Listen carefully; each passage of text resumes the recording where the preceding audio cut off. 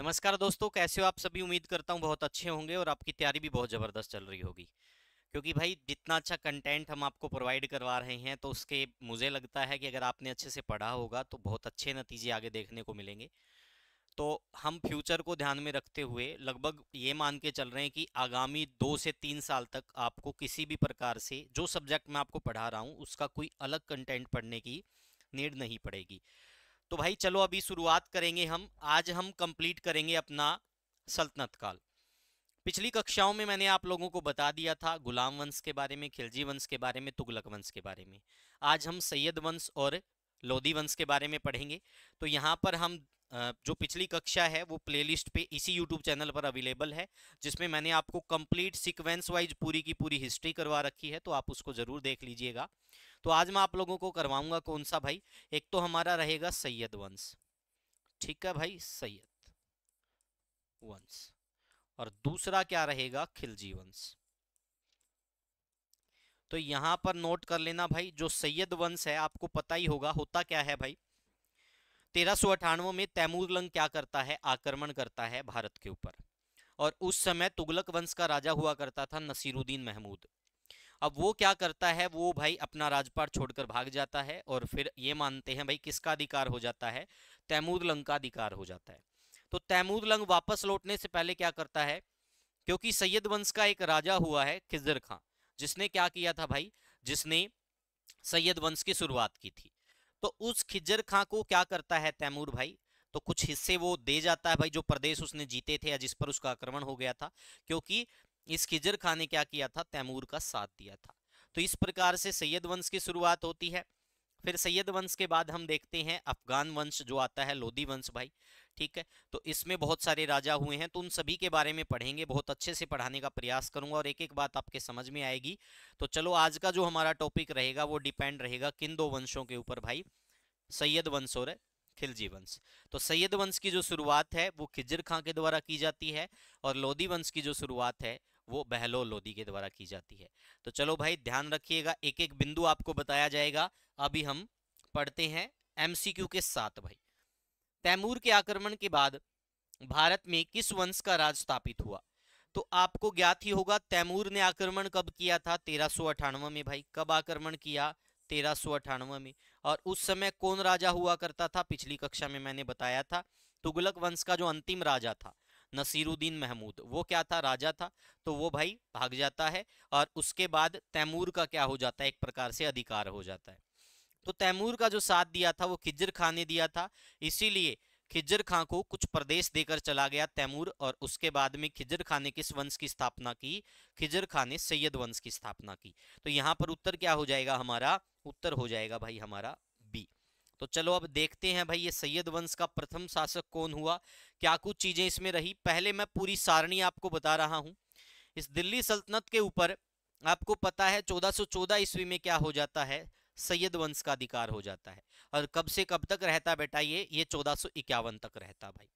ठीक है, तो इसमें देखेंगे भाई जो जो राजा रहे हैं, जिन जिन का जो जो शासक रहे हैं, राजवंश जो सुल्तान रहे हैं, उनका टाइम पीरियड क्या रहा है वो बड़े ध्यान से देखिएगा।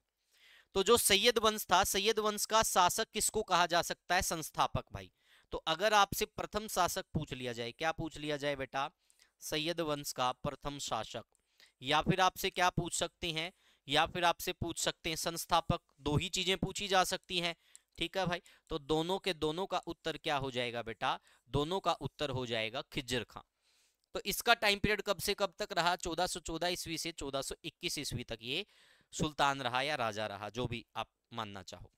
उसके बाद में मुइजुद्दीन मुबारक शाह बना, ये 1421 से 1434 ईस्वी तक रहा। फिर मोहम्मद शाह बना, ये 1434 से 1443 ईस्वी तक रहा। और फिर अलाउद्दीन आलम शाह, ये 1443 से 1451 तक रहा। तो अंतिम अगर आपसे शासक पूछ लिया जाए, आपसे ये पूछ ले कि बेटा अंतिम शासक कौन था सैयद वंश का, तो अंतिम शासक कौन हुआ फिर, तो अंतिम शासक हो गया भाई, कौन हो गया अंतिम शासक, अलाउद्दीन आलम शाह। सैयद वंश का प्रथम शासक पूछा जा सकता है, अंतिम शासक पूछा जा सकता है। तो वो सारी बातें मैंने आपको बता दी, ये इनका टाइम पीरियड था, ये चीजें हमारी क्लियर। तो अब हम किस बारे में पढ़ेंगे, खिज्र खां के बारे में पढ़ेंगे कि यहां से क्या प्रश्न निकलेंगे भाई। तो ध्यान से देखिएगा, सैयद वंश जो इसका संस्थापक है आपको मैंने पहले ही बता दिया था, खिज्र खां है। अब ये खिज्र खां का क्या करता भाई, ये कोई सुल्तान की उपाधि धारण नहीं करता, ठीक है भाई, ये रयत आला एक उपाधि धारण करता है। तो आपसे पूछा जा सकता है रयत आला की उपाधि किसने धारण की, तो इसकी उपाधि क्या थी भाई, तो इसकी उपाधि थी रयत ए आला। आपसे पूछ सकते हैं इसने कौन सी उपाधि धारण की, रयत आला नामक उपाधि धारण की थी। तो यहां पर मैं लिख देता हूं, तो इसकी उपाधि क्या हुई भाई, उपाधि हो गई इसकी रयत ए आला। ये काफी बार परीक्षा में आता है, तो उपाधि हो गई ये।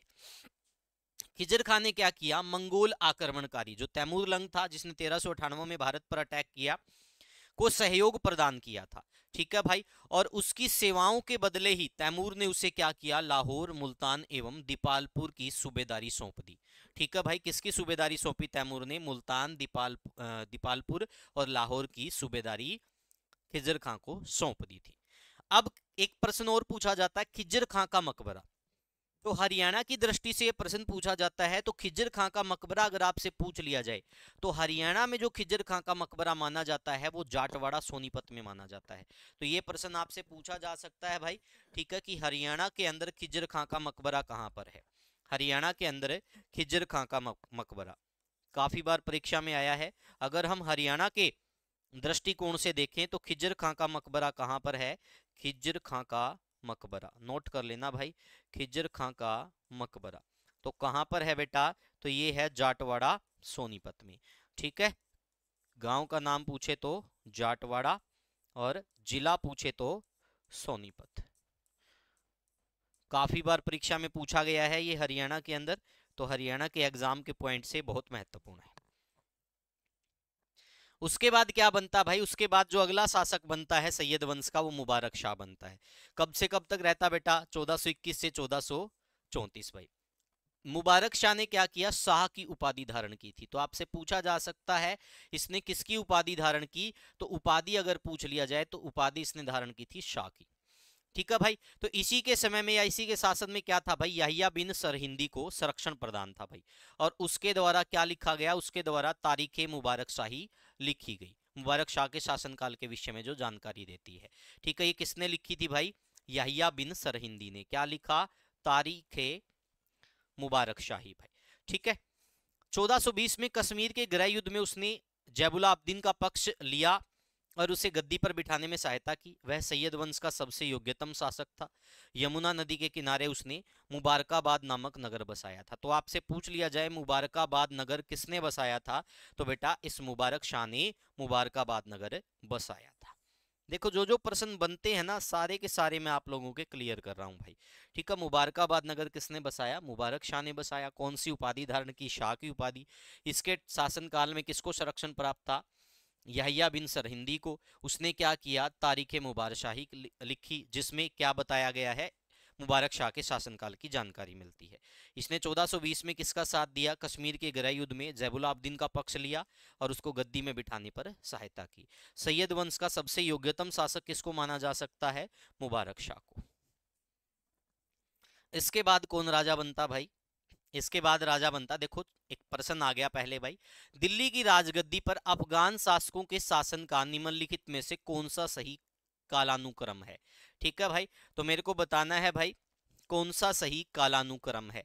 तो एक बात बताओ भाई, अब आपको पता है हम इससे आगे क्या पढ़ेंगे, लोधी वंश के बारे में पढ़ेंगे। तो लोधी वंश का संस्थापक कौन था, बहलोल लोधी था।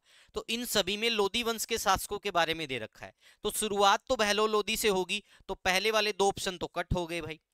उसके बाद कौन शासक बना, आपको पता है अंतिम शासक था इब्राहिम लोधी, जिसको बाबर ने हराया था। तो फिर इब्राहिम लोधी बहलोल खान के बाद तो आएगा नहीं, तो फिर बहलोल खान के बाद कौन आएगा, सिकंदर शाह, और सिकंदर शाह के बाद कौन आएगा, इब्राहिम लोधी। तो अगर आपसे पूछ लिया जाए कि लोधी वन का जो कालक्रम है उसमें हम क्या पढ़ेंगे, इन तीन शासकों के बारे में पढ़ेंगे। पहले बहलोल खान लोधी जिसने लोधी वंश की स्थापना की, फिर सिकंदर शाह लोधी और फिर इब्राहिम लोधी भाई। चीजें क्लियर समझ में आ गया। तो पहले इसके बारे में, फिर इसके बारे में और इसके बारे में। तो अगर आपसे पूछ लिया जाए लोधी वंश का संस्थापक कौन था, बहलोल खान लोधी, अंतिम शासक कौन था लोधी वंश का, इब्राहिम लोधी। दो प्रश्न यहां से क्लियर होते हैं और एक कालक्रम का क्लियर, ठीक है। पिछले जितने भी प्रश्न बनते थे इतने ही प्रश्न यहाँ से बनते थे भाई सैयद वंश के। ठीक है, प्रथम शासक, अंतिम शासक, संस्थापक, टाइम पीरियड और किसके समय में क्या कुछ हुआ, वो सारी बातें मैंने आपको बता दी। अब देखिएगा भाई यहाँ पर लोदी वंश कब से कब तक रहा, 1451 से 1526 तक भाई। लोदी वंश कब से कब तक रहा, 1451 से 1526 भाई। अब इसमें देखो क्या प्रश्न बनेगा। पहला, दिल्ली सल्तनत का अंतिम वंश कौन सा था। पहला वंश कौन सा था बेटा, गुलाम, जिसकी शुरुआत किसने की, कुतुबुद्दीन ऐबक ने। और अंतिम वंश कौन सा हो गया दिल्ली सल्तनत का, लोदी वंश, जिसका संस्थापक कौन है, बहलोल लोदी। नोट कर लेना, दोनों के दोनों इंपॉर्टेंट है भाई। ठीक है, ये क्या माना जाता है, माना क्या जाता है, रियल में ही है, दिल्ली सल्तनत का अंतिम वंश था और दिल्ली पर प्रथम अफगान वंश था। तो आपसे प्रश्न में पूछ लिया जाए भाई, सैयद वंश के बाद किस वंश का आगमन हुआ या किस वंश का अधिकार हुआ, और लोदी ऑप्शन में ना हो तो फिर क्या हो जाएगा ऑप्शन में, अफगान ऑप्शन में मिलेगा आपको, अफगान वंश। संस्थापक कौन था, बहलोल लोदी। कब से कब तक रहा राजा, 1451 से 1489। और ये सबसे लंबा शासनकाल था किसी भी सल्तनत काल के शासक का, सबसे लंबा शासनकाल, सबसे लंबा शासनकाल। अब आप कहोगे कि सर इससे तो और भी ज्यादा राजा रहे हैं जिन्होंने लंबे टाइम तक शासन किया। तो बेटा जिक्र यहां पर सल्तनत काल का हो रहा है, ना कि किसी और काल का। देखो यहां पर लिखा, सल्तनत काल में सबसे लंबा शासनकाल, लगभग लगभग 38 वर्ष तक इसने क्या किया था, शासन किया था। बहलोल शाह ने क्या किया, गाजी की उपाधि धारण की भाई। क्या उपाधि धारण की थी, गाजी की। और इसने बहलोल सिक्का या फिर बहलोली सिक्का भी जारी किया था। ये काफी बार परीक्षा में पूछा जाता है कि किसने बहलोल सिक्का जारी किया, तो बहलोल लोदी ने किया था भाई। चीजें क्लियर यहां तक समझ में आ गया। किस कबीले से संबंध रखता था, अफगानिस्तान के गिलजाई कबीले से संबंध रखता था। ये भी आपसे पूछा जा सकता है किस कबीले से संबंध रखता था, तो अफगानी मूल का एक गिलजाई कबीला हुआ करता था, उससे ये संबंध रखते थे। बहुत सारे इतिहासकार इसको जाति भी बताते हैं, गिलजाई जाति, बहुत सारे कबीला बताते हैं। इसकी जो बहलोल लोदी की जो सफलता मानी जाती है, वो मुख्य जो सफलता मानी जाती है, जौनपुर सफलता। अब बहलोल लोदी की देखो मुख्य सफलता जौनपुर के विरुद्ध थी। उसने हुसैन शाह सरकी को पराजित किया और उसे जौनपुर से खदेड़ दिया तथा वहां अपने पुत्र, इसके पुत्र का नाम बरबक भी मिलता है, कहीं जगह बराबक भी मिलता है, तो आप इसको समझ लेना भाई। यहाँ पर फीलिंग समझने वाली बात है, समझ में आया ना, क्या समझने वाली बात है बेटा, फीलिंग समझने वाली बात है। तो इस नाम को लेकर ये चीजें आप समझ लेना। चीजें क्लियर भाई। अब बहलोल लोदी कब से कब तक रहा, देखो बहलोल लोदी रहा 1451 से 1489, यानी कि इसके टाइम पीरियड में ये बातें हुई। उसके बाद में आगे बढ़ते हैं भाई। देखो, निम्नलिखित सल्तनत शासकों में से कौन अफगान मूल के थे। अभी तो मैंने आपको बताया था भाई, अफगान मूल के कौन थे, लोधी थे भाई। ठीक है, तो राइट आंसर क्या हो जाएगा बेटा, लोधी वंश। उसके बाद में किस मध्यकालीन शासक ने उद्घोषित किया कि राजतव ही बंधुतव है तथा बंधुतव ही राजतव है। तो ऐसा जो शासक था वो बहलोल लोदी था। ठीक है, जिसके मन में ऐसी अवधारणा थी कि भाई क्या है, राजतव ही बंधुतव है और बंधुतव ही राजतव है। और इसका एक एग्जाम्पल आपको देखने को मिलेगा, जो इसका हिंदुओं के प्रति बर्ताव था वो बहुत नरम था। ठीक है भाई, तो इसका राइट आंसर क्या हो जाएगा हमारा, डी हो जाएगा। क्या हो जाएगा बेटा, right answer D, Bahlol Lodi. उसके बाद देखेंगे भाई, बहलोल लोदी के बाद कौन शासक बनता है, फिर बनता है अगला शासक। अगला शासक कौन था, सिकंदर लोदी। तो अभी उसी के बारे में जानेंगे। किस मध्ययुगीन सुल्तान को आगरा शहर की नींव डालने और उसे सल्तनत की राजधानी बनाने का श्रेय दिया जाता है।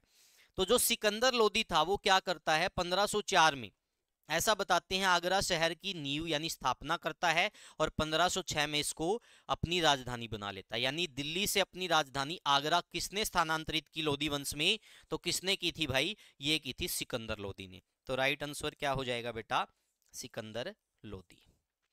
अब सिकंदर लोदी के बारे में आप लोगों को बता देता हूं। सिकंदर लोदी का जो टाइम पीरियड है बेटा वो 1489, देखो 1489 में डेथ किसकी हुई, बहलोल लोदी की हुई। तो उसके बाद कौन राजा बना, उसका बेटा राजा बना सिकंदर लोदी। इसके बचपन का नाम निजाम था, कैसा कहते इसने सिकंदर लोदी की उपाधि धारण की थी। ठीक है भाई, तो अलग अलग इतिहासकारों के अलग अलग मत हो सकते हैं, लेकिन ये ध्यान रख लेना बचपन का नाम निजाम था। कब से कब तक टाइम पीरियड रहा, 1489 से 1517 तक ये शासक रहा भाई। 1504 में इसने क्या किया, राजस्थान के शासकों पर अपने अधिकार को सुरक्षित रखने तथा व्यापारिक मार्गों पर नियंत्रण स्थापित करने के उद्देश्य से आगरा नगर की स्थापना की। यहाँ पर उसने एक किले का भी निर्माण करवाया जो बादलगढ़ का किला के नाम से जाना जाता है, प्रसिद्ध था। 1506 में आगरा को सिकंदर लोदी ने अपनी राजधानी भी बनाया, दिल्ली से स्थानांतरित करके। तो आपसे पूछा जा सकता है दिल्ली से अपनी राजधानी स्थानांतरित करके आगरा किसने बनाई, सिकंदर लोदी ने। और सिकंदर लोदी का जो मकबरा है वो लोधी गार्डन नई दिल्ली के अंदर है। तो ये काफी बार परीक्षा में पूछा जा सकता भाई, ठीक है, सिकंदर लोदी का मकबरा लोधी गार्डन नई दिल्ली।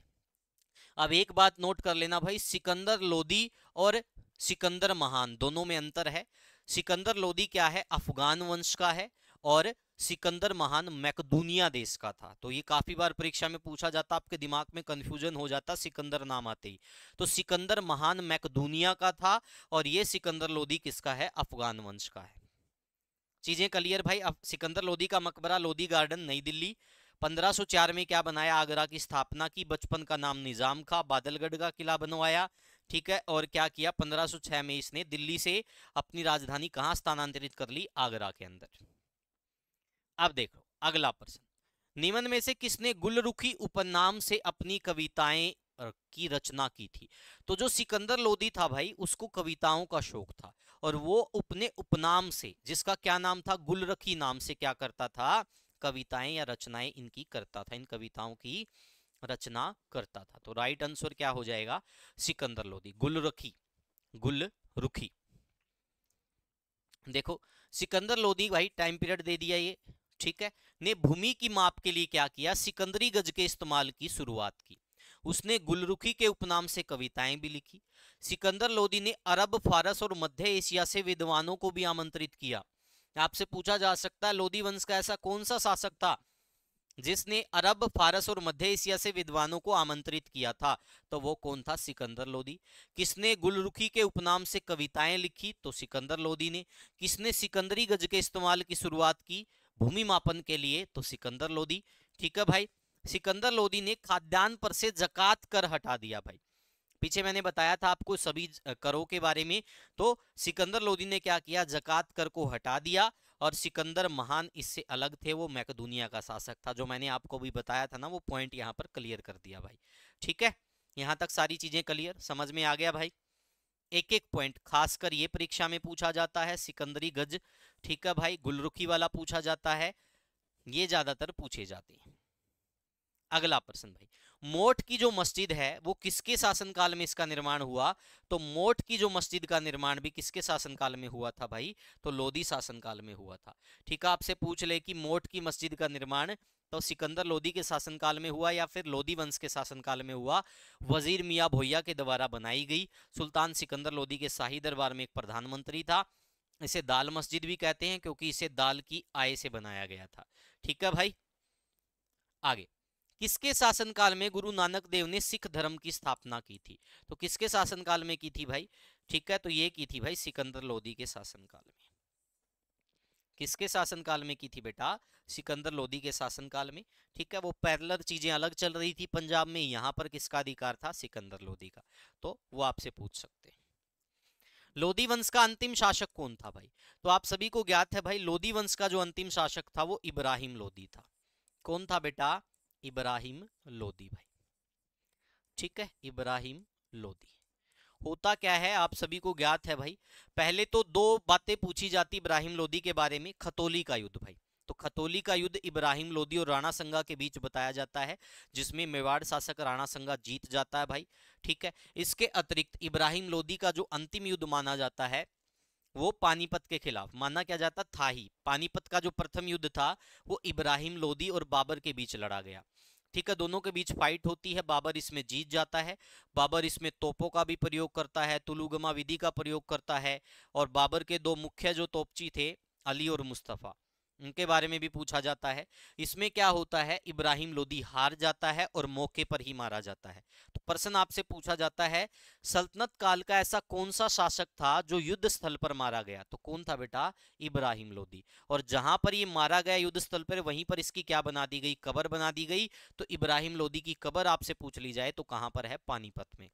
तो नोट कर लो भाई, इब्राहिम लोदी क्या है, इस वंश का अंतिम शासक है भाई, ठीक है, तो इस वंश का क्या है बेटा, अंतिम शासक। और इसकी अगर कबर पूछ लिया जाए कि इसकी कबर कहां पर है, तो इसकी कबर कहां है, पानीपत के अंदर भाई।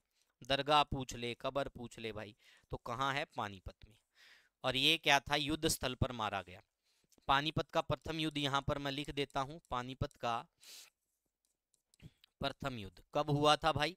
अभी मैं सिर्फ आपको थोड़ा हा बता रहा हूं, वरना 1 घंटे से 1.5 घंटे की मेरी क्लास है जिसमें मैंने कंप्लीट पानीपत के युद्ध के बारे में बता रखा, वो मैं प्ले लिस्ट में ऐड कर दूंगा, प्ले लिस्ट के अंदर ही। ठीक है, तो पानीपत का प्रथम युद्ध किस किस के बीच में हुआ था, इब्राहिम लोदी वर्सेस बाबर। ठीक है भाई, इब्राहिम लोदी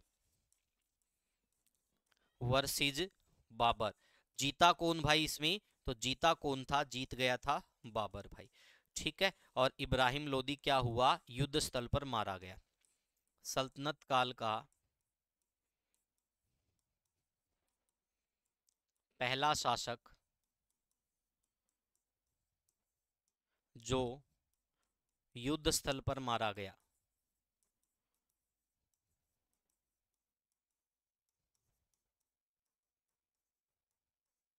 ठीक है भाई, तो सारी चीजें लगभग स्पष्ट हैं आप लोगों के सामने। पानीपत का प्रथम युद्ध कब हुआ था, 1526 में। तो इसका टाइम पीरियड कब से कब तक हो गया, 1517 से 1526 हो गया भाई। स्पष्ट यहां तक सारी चीजें, कोई दिक्कत तो नहीं। चलो भाई आगे देखते हैं। देखो इब्राहिम लोदी 1517 से 1526 तक टाइम पीरियड रहा, लोधी वंश का अंतिम शासक। खतौली का युद्ध पूछा जाता कब हुआ, 1517 में।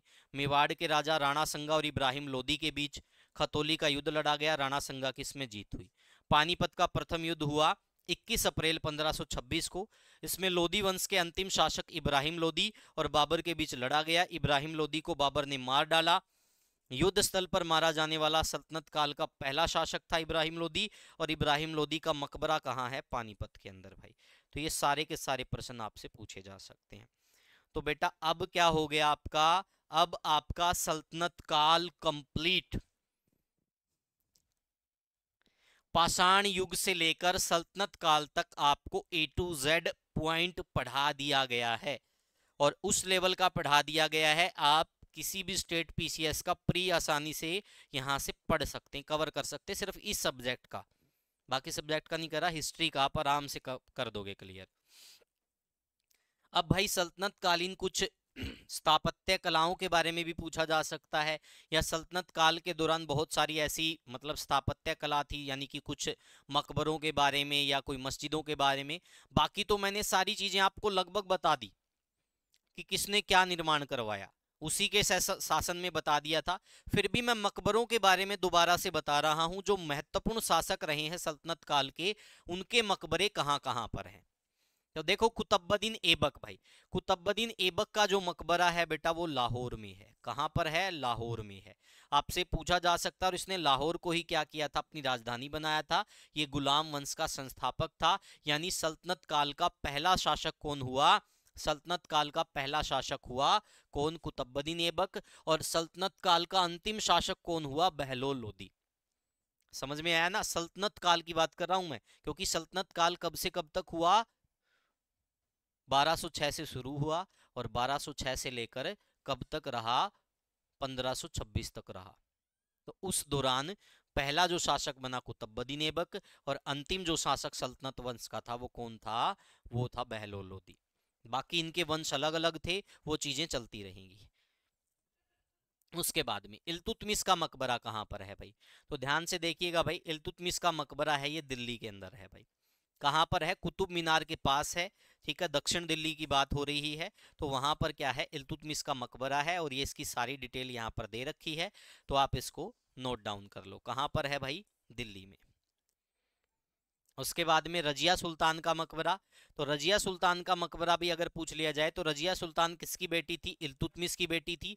पहली महिला शासिका जो क्या बनी, शासक बनी थी भाई, मध्यकालीन भारत की पहली महिला शासिका बनी, यानी जो गद्दी पर बैठी थी भाई, दिल्ली सल्तनत की गद्दी पर बैठी थी, इल्तुतमिश की बेटी थी। इसका मकबरा कहाँ है भाई, इसके दो मकबरों के बारे में हमें पढ़ना भाई। एक मकबरा तो दिल्ली में इसका जिक्र होगा, और हरियाणा के हिसाब से अगर हम देखें तो इसका मकबरा कहाँ है, हरियाणा के हिसाब से कैथल में भाई। ठीक है भाई। हरियाणा के हिसाब से इसका मकबरा कहाँ है, कैथल में, और वैसे इंडियन हिस्ट्री के हिसाब से देखें तो फिर दिल्ली। तो दोनों को याद करना पड़ेगा, जो ऑप्शन में दिया हो उस तरफ हम जा सकते हैं, क्योंकि दोनों जगह ही इसके मकबरे माने जाते हैं। बलबन का मकबरा भाई, गयासुद्दीन बलबन का जो मकबरा है, ठीक है भाई, वो महरौली में स्थित है, महरौली नई दिल्ली भाई। ठीक है, तो यहाँ पर ये पूरी डिटेल दी गई है, तो ये आपसे पूछा जा सकता है। तो यहाँ पर गयासुद्दीन बलबन का मकबरा है। अलाउद्दीन खिलजी का मकबरा कहाँ है, दिल्ली में ही, कुतुब मीनार के पास है भाई। अमीर खुसरो की दरगाह भी नई दिल्ली में है, निजामुद्दीन औलिया की दरगाह भी नई दिल्ली के अंदर है। ठीक है भाई, दोनों पास पास बताई जाती हैं। गयासुद्दीन तुगलक का जो मकबरा है, ये दिल्ली के तुगलकाबाद में है। कहाँ पर है, दिल्ली के तुगलकाबाद में क्या है, गयासुद्दीन तुगलक का मकबरा है। आगे भाई, मोहम्मद बिन तुगलक का मकबरा, ये दिल्ली के तुगलकाबाद किले के सामने बने गयासुद्दीन तुगलक के मकबरे में ही है। ठीक है भाई। फिरोज शाह तुगलक का मकबरा भी कहाँ है, दिल्ली में। उसके बाद कुछ स्थापत्य, जैसे कि कुवैतुल इस्लाम मस्जिद बनवाई गई, किसने बनवाई, कुतुबुद्दीन ऐबक ने, दिल्ली में बनवाई। 2.5 दिन का चौपड़ा अजमेर में, झोपड़ा अजमेर में कुतुबुद्दीन ऐबक ने बनवाया। कुतुब मीनार दिल्ली के अंदर है, शुरुआत कुतुबुद्दीन ऐबक ने की, इसको पूरा इल्तुतमिश ने करवाया। फिर इसके बाद फिरोज शाह तुगलक के द्वारा भी क्या किया गया, इसमें मरम्मत करवाई गई, 5वीं मंजिल बनवाई गई। निजामुद्दीन औलिया की दरगाह दिल्ली में इल्तुतमिश ने बनाई, या मकबरा। अलाई दरवाजा दिल्ली में अलाउद्दीन खिलजी ने बनवाया। तुगलकाबाद का किला, ये भी दिल्ली में गयासुद्दीन तुगलक ने बनवाया। तो ये सारी चीजें यहाँ पर स्पष्ट हो गई भाई, और आपका क्या हो गया, सल्तनत काल कंप्लीट। तो अब हमने कहाँ तक पढ़ लिया बेटा, हमने पढ़ लिया भाई बिल्कुल शुरुआत से लेकर सल्तनत काल तक। यहां पर मैंने लिख दिया सल्तनत काल, सल्तनत काल कंप्लीट। ठीक है भाई। अब अगला जो हमारा टॉपिक रहेगा वो रहेगा जो मध्यकालीन भारत के समय दक्षिण में कुछ राजवंश उभर कर आए थे। ठीक है भाई, उनके बारे में हम पढ़ेंगे। जैसे कि आपसे पूछ सकते हैं बहमनी साम्राज्य के बारे में, और भी बहुत सारे ऐसे साम्राज्य थे जिसके बारे में हम जानेंगे थोड़ा थोड़ा। तो वो चीजें रहेंगी। मुगल काल रहेगा, और उसके बाद में आधुनिक भारत शुरू हो जाएगा। तो ये था भाई सल्तनत काल तक सारा का सारा प्लेलिस्ट में बना रखी है मैंने सारी की सारी। आप पहली क्लास से लेकर आखिरी क्लास तक कंप्लीट पढ़ लेना। कोई भी पर्सन, चाहे आप HSSC की तैयारी करते हो, दिल्ली पुलिस की तैयारी करते हो, ठीक है भाई, और HTET SST की तैयारी करना चाहते हो, BPSC की, राजस्थान की, किसी भी एग्जाम की, यूपी पुलिस की, किसी की भी तैयारी करते हो भाई, आपको जो प्लेलिस्ट मैंने करवाई है BPSC से लेकर हर स्टेट PCS एग्जाम में हिस्ट्री के हिसाब से बहुत महत्वपूर्ण रहेगी और आपके काम आएगी। तो अब भाई जिस भी साथी को, एक हमारा बैच स्टार्ट हो चुका है, सुपर बैच, सुपर बैच 3। ये जो सुपर बैच 3 है भाई, ये टोटली टेलीग्राम के ऊपर बैच है भाई। ठीक है, टेलीग्राम पर। तो जिस भी साथी को इस बैच में ऐड होना है वो हमारे इस नंबर पर व्हाट्सएप कर देना, बाकी की सारी इन्फॉर्मेशन यहाँ पर दे दी जाएगी भाई। ठीक है, तो जितने भी साथी जुड़ना चाहते हैं वो मैसेज कर देना भाई। जो मेहनती स्टूडेंट है वही जुड़ना, बाकी की मुझे ज़रूरत नहीं है। ठीक है, जो सिर्फ मेहनत करते हैं वही जुड़ना भाई, क्योंकि मुझे मेहनती बच्चे चाहिए भाई। मैं अपनी एनर्जी वहीं वेस्ट करना चाहता हूँ जहाँ से मुझे कुछ फीडबैक मिले। पढ़ा तो मैं यहाँ भी फ्री में रहा हूँ, वहाँ पर मैं थोड़ा और अच्छे तरीके से पढ़ाऊंगा। मतलब कहने का भाव ये है कि मेरी अंडर ऑब्जर्वेशन तैयारी करवाना, कि उनसे पूछना बार बार क्या चल रहा है, उनको बताना क्या पढ़ना है, कौन सी किताबें पढ़नी है। तो सारी चीज़ें यहाँ इसमें रहेगी, तो ये आप मैसेज कर सकते हो भाई। तो आज के लिए इतना ही। Thank you, take care, bye bye. बने रहिएगा हमारे साथ भाई, और यूट्यूब चैनल को जिसने सब्सक्राइब नहीं किया सब्सक्राइब कर लेना, और साथ के साथ भाई अपने सभी दोस्तों को बताना। प्लेलिस्ट बना दी गई है सभी सब्जेक्ट की, हरियाणा जीके की हो, rural marketing, disaster management, EVS, first aid, सारी प्लेलिस्ट इसी यूट्यूब चैनल की आपकी प्लेलिस्ट में मिल जाएगी। तो आप उसको ज़रूर देख लीजिएगा, और आपके लिए बहुत फ़ायदेमंद रहने वाली है। आज के लिए इतना ही। Thank you, take care, bye bye. मिलते हैं अगली कक्षा में, तब तक के लिए धन्यवाद। बने रहिएगा हमारे साथ। Bye bye.